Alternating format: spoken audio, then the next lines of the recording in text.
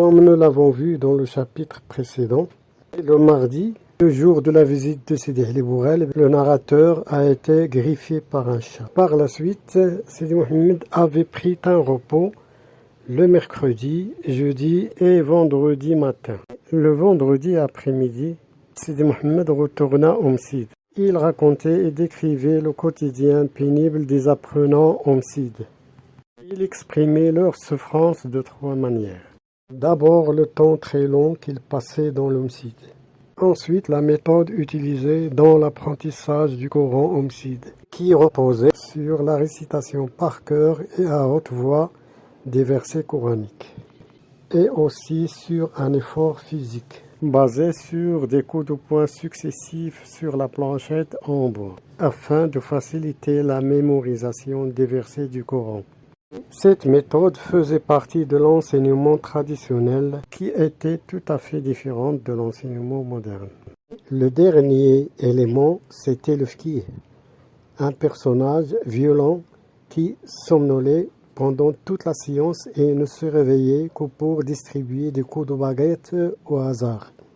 Il frappait n'importe qui, n'importe comment. Puis il baissait sa tête pour terminer son sommeil. Le narrateur faisait une description dévalorisante du fiqh car il ne l'aimait pas. Après avoir quitté le Msid, le soir à la maison, Sidi Mohamed ouvrit sa boîte à merveilles et se mit à contempler son contenu.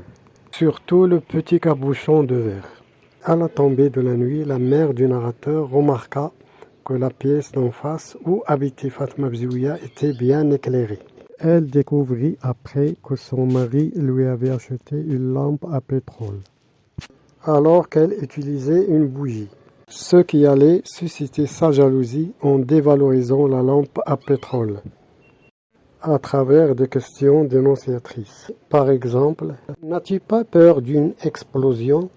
N'as-tu pas peur d'un incendie?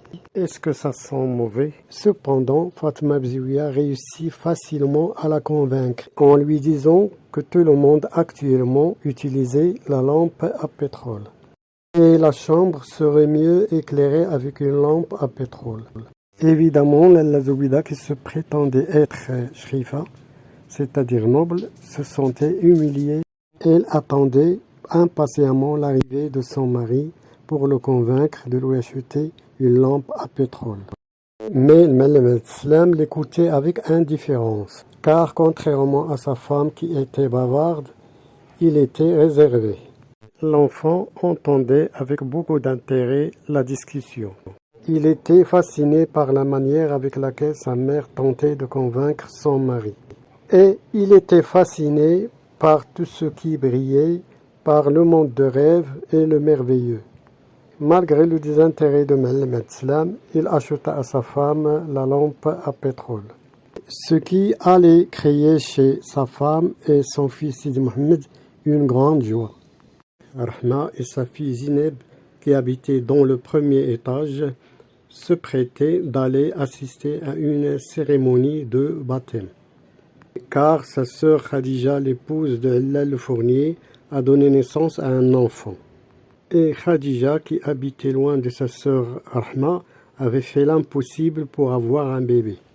Certes, elle avait consulté les guérisseurs, les fiqh, les sorciers, les voyantes. Elle avait même visité le sanctuaire Sidi Ali Bourel.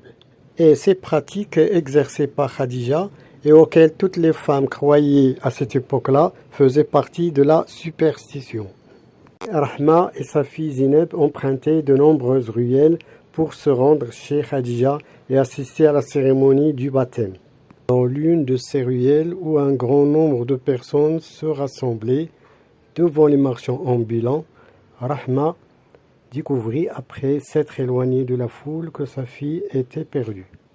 Plus exactement à Bab Arsif où se trouvait le souk. Et tous les habitants s'étaient mobilisés pour trouver la fillette. Et même la mère de Sidi Mohamed qui s'était disputée avec Rahma à cause de la lessive, oublia la querelle et s'était réconciliée avec sa voisine et participait elle aussi à la recherche de Zineb. Cela montre la solidarité qui existait dans la société marocaine, notamment entre les voisins, et qui apparaissait dans les malheurs. Cette solidarité entre les habitants se manifestait sur deux niveaux. Premièrement, à travers deux crieurs qui faisaient le tour de la ville à la recherche de Zineb. Et deuxièmement, à travers la visite de Lalla Zoubida, de son fils Sidi Mohamed et de sa voisine Fatma Al-Bziouia au sanctuaire de Moulay Idriss pour demander son aide à trouver Zineb. Et par chance, la responsable du sanctuaire les accompagna tous les trois à la maison d'asile, l'endroit où l'on gardait les disparus en attendant l'arrivée de leurs parents.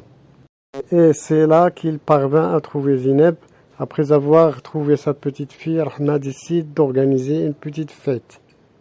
Et pour remercier Dieu de lui avoir rendu sa fille, Rahma invita les mendiants de la ville, et plus précisément les aveugles, qu'elle avait ramenés de Moulay Idriss et de la maison des aveugles, et leur prépara un repas sous forme d'aumône.